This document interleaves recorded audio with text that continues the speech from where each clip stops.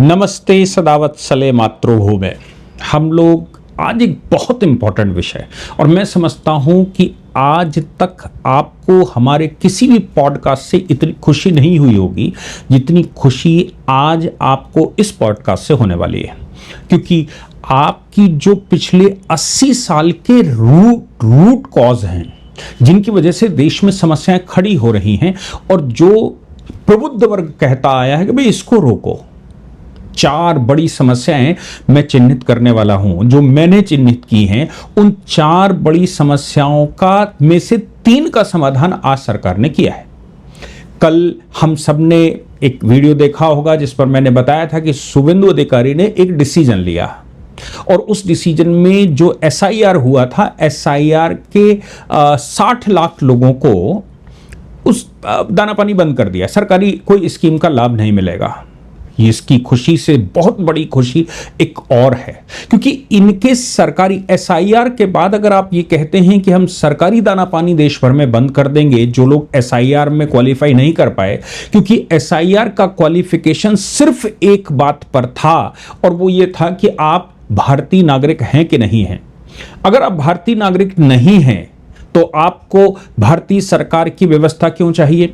अब जैसे ही ये झटका लगा, मतलब पश्चिम बंगाल में ये अप्लाई किया गया है, हालांकि वो सीधे कोर्ट में चला आया, सुप्रीम कोर्ट ने उसको हाई कोर्ट भेज दिया और ये कहा कि भाई हाई कोर्ट को सुनवाओ जाके। वो तमाम तरह की संस्थाएं जो NGOs हैं जो इस तरह के मुकदमे लेकर आती हैं, जो इस तरह से पूरे देश में वकीलों के बड़े बड़े पेमेंट किए जाते हैं, वो अब एक्टिव हो जाएंगी, क्योंकि भाजपा के एक राज्य ने अगर ये घोषणा कर दी है कि जिनका ये क्वालिफाई नहीं हुआ, SIR में जिनका नाम क्वालिफाई नहीं हो पाया है, हम उनको फंडिंग नहीं, उनको व्यवस्था नहीं देंगे, उनको किसी प्रकार की कोई सुविधा नहीं देंगे। ये तय हो गया है पश्चिम बंगाल से। उसका लिटमस टेस्ट हो जाने दीजिए कोर्ट में और लिटमस टेस्ट के बाद भाजपा शासित सभी राज्यों में ये अप्लाई होगा। इसमें कोई दोहराए नहीं होना चाहिए। बाकी राज्यों में भी अप्लाई होना ही चाहिए जब सारे राज्य करेंगे, और जो राज्य नहीं करेंगे उन राज्यों की सरकारों के ऊपर दबाव आएगा और अगर वो दबाव को नहीं मानती हैं सरकारें तो सरकारें आगे बदल जाएंगी, इसमें कोई शक नहीं है। लेकिन अब ये जो NGO गैंग हैं देश भर में, वो इस पर एक्टिव हो गए हैं, मतलब वो हो गए हैं, क्योंकि उनको लगता है कि भाई ये ही लोग जो 5-7 करोड़ लोग हैं देश भर के, जो इन्फिल्ट्रेटर माने जा रहे हैं, जो SIR के माध्यम से बाहर हो रहे हैं, पहले तो उनको नोटिस हो रहे हैं, होम मिनिस्ट्री के पास डेटा, सुप्रीम कोर्ट ने कहा भेज दो, होम मिनिस्ट्री उनकी नागरिकता अब देख रही है दोबारा, और होम मिनिस्टर ने स्टेटमेंट दे दिया है कि अगर तुम अपने मन से चले जाते हो देश छोड़कर हमें कोई समस्या नहीं, लेकिन अगर हमने पकड़ा तो बड़ी बुरी दशा में रहोगे। ये बात होम मिनिस्टर ने कार्यक्रम में कह दी। और उधर अब इन सबको नोटिस शो हो रहा है कि भाई आप बताओ आपकी नागरिकता भारतीय है कि नहीं है, कैसे है। अब उस पर गहन इन्वेस्टिगेशन होगा। तो मैं समझता हूं कि 10 करोड़ के लगभग लोग इन्फ्लिट्रेटर भारत में पकड़े जाएंगे। ये 10 करोड़ उनका वोट बैंक है, ये 10 करोड़ भारत में डिस्टर्ब करने का उनका साधन है, ये 10 करोड़ को फीडिंग कहीं और से होती है। भारत में एंटी नेशनल एक्टिविटी चलाने का इनका ही सारा जिम्मा है। लेकिन अब इन लोगों की फीडिंग, ये 10 करोड़ की फीडिंग तब तक कौन करेगा जब तक ये मुकदमेबाजी होगी, क्योंकि सरकार ने तो रोक दिया। तो ये तो करेंगे NGO, ये करेंगे इवेंजिकल चर्चेस चलाने वाले NGO, ये करेंगे चरमपंथी इस्लामिक संगठन चलाने वाले और ग्लोबल मार्केट फोर्सेस। ये 4 चीजों में मैं चिन्हित करता हूं और मैं पहली बात में कहता हूं कि हमारे देश की 4 बड़ी समस्याएं हैं। वामपंथ हमारे देश की समस्या है, दूसरा इवेंजिकल चर्चेस हमारे देश की समस्या है, चरमपंथिक इस्लाम हमारी देश की समस्या है, और ग्लोबल मार्केट फोर्सेस जो पूरा विश्व मार्केट समझकर भारत में आता है, डोनाल्ड ट्रंप से लेकर और छोटे बड़े सब भारत को मार्केट समझते हैं और भारत सरकार उनके सामने झुके, इसके लिए भारत में वो अपनी गतिविधियां चलाते हैं। तमाम तरह की NGO, सोरोस जैसी NGOs उसमें फंडिंग करती हैं। अब इस विषय को कि ये बहुत तार्किक रूप से हर व्यक्ति भारत का ये हमेशा से कहता आया कि भाई इनकी फंडिंग रोकिए। FCRA के कानून तो 1976 में ही बना दिए गए थे। इंदिरा गांधी जब इमरजेंसी भारत में आई थी तो इंदिरा गांधी का मानना था कि इस इमरजेंसी में विदेशी शक्तियां लगी हुई हैं, उनका पैसा यहां पर आता है, जिसकी वजह से संघ और बाकी संगठन उनके खिलाफ खड़े हुए हैं, ऐसा उनका मानना था। लेकिन 1976 में एफसीआरए का कानून बन गया। आज सरकार ने इन फंडिंगों को कैसे रोका और कितने खतरनाक कानून बनाए, जो संसद में नया बिल जा रहा है और उसकी जो गाइडलाइन आज सामने आई है या जियो सामने आया है और जो उसके रूल्स रेगुलेशन सामने आए, मैं समझता हूं कि भारतवर्ष में अब हंगामा होने वाला है। ये दोनों प्रक्रियाएं साथ साथ चल रही। 10 करोड़ लोग एसआईआर से बाहर, उनका दाना पानी बंद, और उनका दाना पानी की फीडिंग विदेशी संस्थाएं जो कर सकती हैं या करती हैं और भारत में डिस्टर्बेंस पैदा करती हैं, भारत में कन्वर्जन का खेल खेलती हैं, भारत में तमाम एनजीओ चलाकर एजुकेशनल सिस्टम को बदलती हैं, भारत की सांस्कृतिक विरासत को खत्म करना चाहती हैं, वनवासी क्षेत्रों में जाकर वो बड़ा हंगामा खड़ा करती हैं। इस्लाम के नाम पर भारत में तमाम तरह के संगठन चलते हैं चरमपंथी इस्लाम को बढ़ावा देने के लिए, और भारत में इवेंजिकल चर्चेस जो कन्वर्जन में लगे रहते हैं। इन सब की फंडिंग जहां से आती है, उसको भारत सरकार ने इतना खतरनाक चोक किया है कि आप इसका पूरा विवरण सुनेंगे तो दिल खुश हो जाएगा। मैं इसको दूसरे शब्दों में कहूं कि आपका दिल गार्डन गार्डन कर जाएगा। मामला क्या है ये समझते हैं। मैंने आपको बताने की कोशिश की कि वाकई में क्या सिस्टम है। एनजीओस के इन्वेस्टिगेशन का मामला ये बनता है, ये पूरा का पूरा मामला जो है वो एनजीओ इन्वेस्टिगेशन का बनता है, और 2024 से लेकर 2026 तक भारत सरकार ने इसको सही से ऑब्जर्व करके स्क्रूटनी करके कानून पास किया है। इस कानून के तहत भारत में जो परिवर्तन होने वाले हैं, भारत में जो वो करते हैं, उसको समझिए। ये जो लैंडमार्क काम भारत सरकार ने किया था, आप देख सकते हैं कि 21,933 लगभग 22,000 संस्थानों को के लाइसेंस कैंसिल कर दिए थे। 22,000 के लाइसेंस कैंसिल हो चुके हैं, और ये डेटा जो अवेलेबल है, इसके अलावा बहुत सारे संगठन और हैं। एक्टिव एसोसिएशंस जो चल रही थी भारत में वो लगभग 15,000, और आप समझ लीजिए भारत सरकार की इन गतिविधियों की वजह से 87% फंड ड्रॉप हो गया। ड्रॉप मतलब 80, अगर 1 लाख रुपया आता था तो अब केवल 13,000 रुपए आ रहे हैं। अगर 100 करोड़ आते थे तो अब केवल 13 करोड़ रुपया आ रहा है। ये मानकर चलिए, ये भारत सरकार की उपलब्धि। इतने से भारत सरकार शांत नहीं हुई। आज की बात मैं अभी बताऊंगा कि आज की बात क्या है, और ये आप सोच लीजिए इनमें किसके किसके ऊपर स्ट्राइक पहले भारत सरकार ने की है। यह भी एक विषय है कि इस पर भारत सरकार ने किस पर, किन किन बातों पर, किन किन लोगों पर, किन के प्रोजेक्टों पर भारत सरकार ने एक्शन लिया है। उनकी एक लंबी फेहरिस्त है।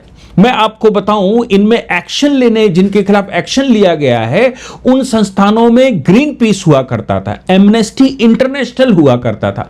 आप सोचो कि एमनेस्टी इंटरनेशनल और ग्रीन पीस जैसे संगठन भारत में बंद हो सकते हैं। और इसके लिए आपको याद होगा, ग्रीन पीस पर जब भारत सरकार ने बैन लगाया था तो ओबामा प्रेसिडेंट हुआ करते थे, उन्होंने एक लेख लिखा इस पर। अब आप समझिए कि ग्रीन पीस को भारत में एंट्री रोकने पर उनको क्या समस्या थी। ओबामा प्रेसिडेंट हुआ करता था, अमेरिका के प्रेसिडेंट ने एक आर्टिकल लिखा था। सोच लीजिए कि क्या खेल है। भारत सरकार ने जो खोज करके निकाला, वो जो इन्वेस्टिगेशन किया, उसमें 90%, आप देख सकते हैं 90% फाइनेंशियल डाइवर्जन, रिपोर्टिंग फेलियर 75%, बताया नहीं पैसा आया कहां चला गया, पैसा जो पॉलिटिकल कंटेंट बनाकर ये स्प्रेड आउट, जो आप रोज देखते हैं ना पॉलिटिकल कंटेंट, और इसके अलावा तमाम व्यवस्था में पैसा खर्च होता है। इनको भारत सरकार ने थोड़ा डेजिग्नेट किया, मैनेजमेंट को देखने की कोशिश करी कि आखिर क्या है। आप सोचिए, ये देखेंगे आप दोनों को कंपेयर, दोनों को साथ साथ लगाया। एमनेस्टी इंडिया 2020 में भारत सरकार ने बंद की थी, और वायलेशन क्या था, मनी लॉन्ड्रिंग का। और आप सोचो, मनी लॉन्ड्रिंग का यानी कि ईडी इन्वॉल्व हो गई थी एमनेस्टी में। और क्या कर रहे थे, वहां से पैसा यहां एनजीओ के नाम से आता था, फिर यहां व्यवसाय करते थे, व्यवसाय में लोगों को इंगेज करते थे, उनको धन देते थे, और धन देके जब जिन लोगों को इंगेज करते थे उनसे दुनिया भर का काम करवाते थे, और फिर उससे धन कमाते थे और भारत विरोधी शक्तियों का इस्तेमाल, भारत विरोधी कामों में उसको इस्तेमाल करते थे। भारत सरकार ने कहा तुम एनजीओ हो भैया, एनजीओ हो तो ये पैसा कैसे, यहां व्यापार कैसे कर रहे हो, चलिए तुमको बंद करते हैं, एमनेस्टी को बंद करते हैं। ग्रीन पीस में मिनिस्ट्री ऑफ होम अफेयर्स ने काम किया, इंटेलिजेंस की रिपोर्ट साइट की गई इसमें कि ये इकोनॉमिक इंटरेस्ट रखते हैं, भारत विरोधी गतिविधियों में इनका फंडिंग होती है, कोल, न्यूक्लियर और ये जो तमाम तरह के वनवासी क्षेत्रों में आंदोलन, इनकी फंडिंग करने का श्रेय ग्रीन पीस को जाता है। यानी कि भारत को डिस्टर्ब किया जाए, ये ग्रीन पीस का काम था, इसलिए ओबामा को उस समय बड़ा दर्द हुआ था। और एमनेस्टी इंटरनेशनल, एमनेस्टी इंडिया, ये तो लोग कहते हैं भैया इसके लिए तो एफसीआरए बैठाना पड़ा था, मतलब एफसीआरए के लिए ईडी बैठाना पड़ा था। ईडी ने बताया कि भाई ये तो एमनेस्टी तो व्यापारी लोग हैं, और भाई विदेश में वो क्या करते हैं पता नहीं, लेकिन भारत में हम इनको करने नहीं देंगे। भारत में आपको मणिशंकर अय्यर याद है, मणिशंकर अय्यर, उनकी बेटियां, ये एनजीओ चलाते थे जहां विदेशों से पैसा आता था। ऐसे एनजीओस की भारत में एक सूची है, centre for policy research. Front में रिसर्च करके, पॉलिटिकल एंगेजमेंट करके देश में तमाम तरह के कंटेंट छापना, तमाम तरह की पुस्तकें छापना, तमाम तरह के स्पेशलाइज्ड आर्टिकल्स बनाना, अखबारों में छपवाना, देश की सरकार के खिलाफ, देश के स्ट्रक्चर के खिलाफ।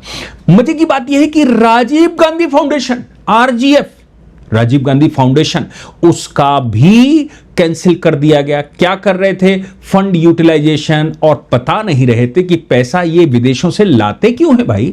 राजीव गांधी फाउंडेशन जब कांग्रेस के लोग चलाते हैं या गांधी परिवार चलाता है, तो राजीव गांधी फाउंडेशन को भी विदेशों से पैसे की जरूरत पड़ जाती है।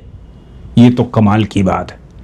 वर्ल्ड विजन इंडिया, आप सोचिए, वर्ल्ड विजन इंडिया, रिलीजियस ये जो सिस्टम है वो कन्वर्जन में उनका बहुत बड़ा योगदान, ईसाई कन्वर्जन में, ये ईसाई संस्था है, ईसाइयों के लिए काम करती है, और ये चर्चों को सप्लाई करती है, ये कन्वर्जन में पैसा इस्तेमाल करती है और विदेशों से लेकर आती है। वर्ल्ड विजन इंडिया, विश्व का इंडिया में विजन क्या है, कन्वर्जन करके ईसाई बना दो और फिर भारत के खिलाफ खड़ा कर दो।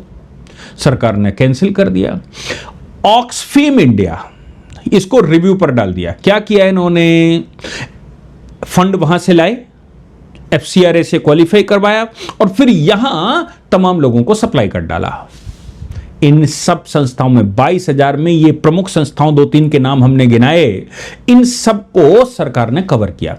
खैर ये तो अभी तक की बात थी। आज जो सरकार ने किया वो मैं समझता हूं कि उसको जानना अति आवश्यक है सभी के लिए। सबको यह समझना चाहिए कि भारत सरकार क्या कर रही है।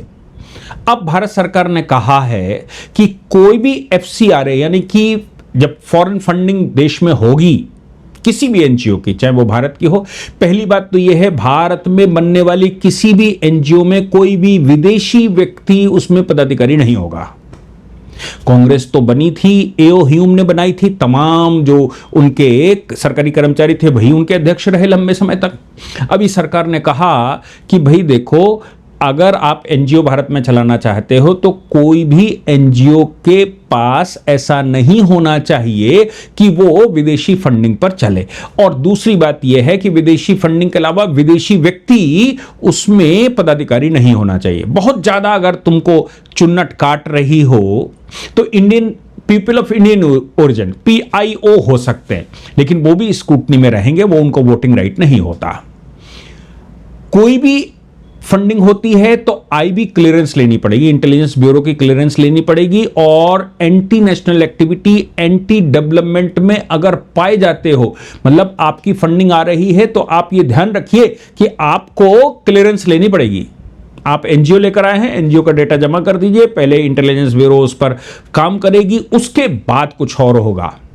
ईडी सीबीआई ऑलरेडी काम करती है। और एक बड़ा खतरनाक क्लॉज लगाया, आप वहां से 100 करोड़ ले आइए, कोई समस्या नहीं, 100 करोड़ लाकर एसबीआई के मेन ब्रांच दिल्ली में ही आपको जमा करना पड़ेगा।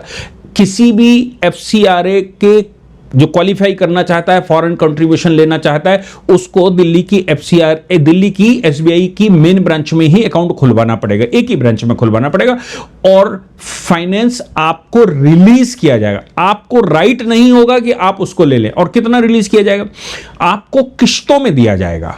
आपके जो नियम बनाए हैं वो अभी तक तो ये था कि दिल्ली के अकाउंट खोलेंगे, यही करेंगे, लेकिन अब ये नियम बना दिया है कि आपको किश्तों में दिया जाएगा। 100 करोड़ लेकर आए, आप प्रोजेक्ट बताइए, आप डिटेल दीजिए, आप राज्य बताइए, आप काम बताइए, अपनी पूरी ऑर्गेनाइजेशन का स्ट्रक्चर यहां जमा कर लीजिए, किराए से लेकर और भाड़े तक, और कौन कौन व्यक्ति काम करता है, और उन सभी व्यक्तियों की इंटेलिजेंस क्लियरेंस ले लीजिए, और फिर आप यहां आइए और ये सारे क्लेम कर कर जब आप एसबीआई को जाएंगे तो एसबीआई आपको एक किस्त रिलीज कर देगी। पूरा पैसा तब भी नहीं देगी, 100 करोड़ में से वो 10 करोड़ देगी और कहेगी इस प्रोडक्ट में खर्च करो। उस 10 करोड़ का 75% जब तक आप खर्च करके उसका हिसाब नहीं देंगे तब तक होम मिनिस्ट्री क्लियरेंस नहीं देगी। यानी कि एसबीआई को होम मिनिस्ट्री से क्लियरेंस चाहिए होगी, तभी पैसा रिलीज होगा, नहीं तो आपको पैसा मिल ही नहीं सकता। और आप रेडिकल कोई काम भारत में नहीं कर सकते। ये बात भारत सरकार ने, इसको FCRA amendment bill and rules 2026 कहा गया, और इसमें फोर्टिफाइंग सॉवरेंटी यानी कि भारत की सॉवरेंटी, भारत की संप्रभुता को चारों ओर से किलेबंद किया गया है। एंटी नेशनल एक्टिविटीज जो भारत में होती थी, रेगुलर ओवरसाइट किया जाता, कोई देखता ही नहीं था, और पैसा तमाम भारत में इस्तेमाल किया जाता था। वो सारे पैसे, वो सारे एसेट्स पर अब सरकार कंट्रोल करेगी। यानी कि आप बताइए हमको कि आप क्यों लाए, कहां लाए, किससे लाए, और आपको कंट्रीब्यूशन जिसने दिया उसकी पूरी डिटेल रखनी होगी। ऐसा नहीं कोई भी डाल गया और हो गया। चूंकि विदेशी पैसा आ रहा है तो भारत में कहीं ड्रोन से पैसा नहीं डाला जा सकता। भारत में अकाउंट में ही पैसा आएगा, और जिस अकाउंट में पैसा आएगा उस अकाउंट में क्लियरेंस के लिए आपको उनकी डिटेल भी देनी पड़ेगी जहां से आपने लिया। सोरस अगर आपको कंट्रीब्यूशन कर रहा है तो सोरस की पूरी डिटेल लाना आपकी जिम्मेदारी है, सरकार की नहीं। सरकार के पास जब सब लगा दोगे तब वो फिर उस पर आईबी क्लियरेंस देंगे कि वाकई में जॉन सोरस भारत के हित में काम कर रहा है, विरोध में काम कर रहा है। तो आपको वो बात सोचनी पड़ेगी। लेकिन इस अमेंडमेंट की एक सबसे इंपॉर्टेंट बात जो दिल लुभा लेती है, आप को क्लियरेंस लेने से पहले जितने सोशल मीडिया आपके अकाउंट हैं और जो आपका सेटअप है सोशल मीडिया का, जहां जहां आपने वेबसाइटें बना रखी, जिन वेबसाइटों से आप ये करते हो, या डिजिटल या फिजिकल पब्लिकेशन बुकों के और आर्टिकलों के किए हैं आपने, चाहे वेबसाइट पर किए हों, डिजिटल पर किए हों, या फिर ऐप पर किए हों, या फिर आपने फिजिकल कॉपी छापी, कुछ भी जो भी आपने किया, वो सारी डिटेल भारत सरकार को देनी पड़ेगी। आप सोच लीजिए, देख लीजिए, official social media accounts, active website URL, फिर डिजिटल फिजिकल आपका जो भी हुआ है पब्लिकेशन, सब कुछ आपको देना पड़ेगा और बताना पड़ेगा उसको कौन हैंडल कर रहा है, क्यों हैंडल कर रहा है, उससे क्या लाभ है, क्या नहीं लाभ है।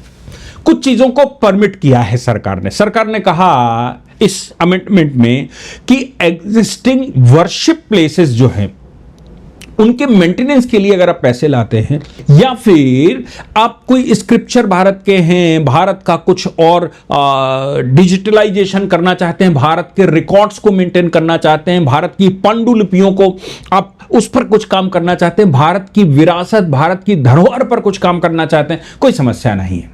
लेकिन ये याद रखिएगा कि आपको स्ट्रिक्टली रिलीजियस कन्वर्जन, आप धार्मिक स्थानों पर मेंटेन, यानी कि चर्च को मेंटेन करने का पैसा ला सकते हो, लेकिन कन्वर्जन की एक्टिविटी हुई तो नहीं चलेगा। Faith change, foreign source fund इस्तेमाल करके अगर फेथ चेंज करने की बात कही, अपनी ईसाइयत बहुत अच्छी है, ये वहां पढ़ाना शुरू किया उल्टा ज्ञान, और वहां पढ़ाना शुरू किया परमेश्वर ही सब कुछ है, और ये परमेश्वर जो है वो झंडी लगाकर सही कर देता है, और ये परमेश्वर जो है वो जल पिलाकर सही कर देता है, ये परमेश्वर छींटे मारने से सही कर देता है, ये परमेश्वर देखो कांड कर रहा है, ये परमेश्वर देखो तुमको वो दे देगा वरदान। ऐसी कोई भी बात करी तो समझ लेना FCRA के तहत वो सब तुम्हारा जो है वो फंड, और केवल फंड नहीं रोका जाएगा। अभी तक समस्या क्या थी मैं आपको बताऊं।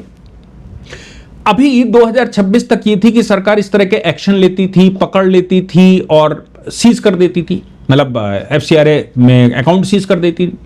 लेकिन जो उन्होंने बना लिया वो उनके पास रहता था, चर्च मेंटेन करके खड़ा कर लिया वो उनके पास ही है। चर्च बहुत बड़ा हो गया, मस्जिद खड़ी कर ली, सब उनके पास है, मदरसा बना लिया, सब उनके पास है। बोले अब भविष्य के लिए रोक दिया, लेकिन अभी तो हो गया। भारत सरकार ने इस वाले में यह प्रपोजल दिया है कि अगर पैसा विदेश से आया और यहां पर तुमने कोई conversion, anti national, anti government, anti establishment, Bharat की संस्कृति, भारत के संस्कार, भारत के जो पूर्वज हैं उनके खिलाफ कुछ काम किया और भाषणबाजी की, किताब छपी, तो केवल लाइसेंस कैंसिल नहीं होगा, आपके सारे एसेट सीज हो जाएंगे। यानी कि अब वो चर्च भारत सरकार का होगा, यानी कि अब वो मदरसा भारत सरकार का होगा, यानी कि अब वो जो भी आपने वो ताजमहल बना रखा था वो भारत सरकार का हो जाएगा। याद रखिएगा, आपने कन्वेंशन सेंटर बनाए थे, आपने मैरिज हॉल बनाए थे, आपने वहां पाठशालाएं बनाई थी, आपने वहां स्ट्रक्चर खड़ा कर लिया था, आप वहां कुछ ये ट्यूशनबाजी कर रहे थे, अंग्रेजी सिखाएंगे, अंग्रेज बनाएंगे। ये अगर इन एक्टिविटीज में, इंटरनेशनल एक्टिविटीज में कभी भी पकड़े गए तो आपके सारे एसेट सीज हो जाएंगे, सब भारत सरकार हो जाएगी। खाली हाथ झंडू बाम लगाकर घूमो, कुछ नहीं मिलेगा। मैं समझता हूं इससे बढ़िया मास्टर स्ट्रोक कुछ हो ही नहीं सकता भारत की संप्रभुता को बचाने के लिए। और मैं समझता हूं कि अभी इस पर कोर्टबाजी होगी, सुप्रीम कोर्ट, हाई कोर्ट, ये वो, और जब इन NGOs की फंडिंग रोक दी जाएगी तो सिब्बल साहब को पैसे कौन देगा? ये भी तो बात है ना, सिंघवी साहब को पैसे कौन देगा? क्योंकि वो तो एक एक हियरिंग के 50-50, 40-40 लाख रुपए लेते हैं। कोर्ट में आ गए, केवल कोर्ट ने कहा पास ओवर, कोर्ट नहीं सुनेगा आज क्योंकि अपोजिट वकील नहीं आया या कोर्ट में फाइल नहीं लग पाई, मैं तो आ गया, मेरे 30 लाख बन गए।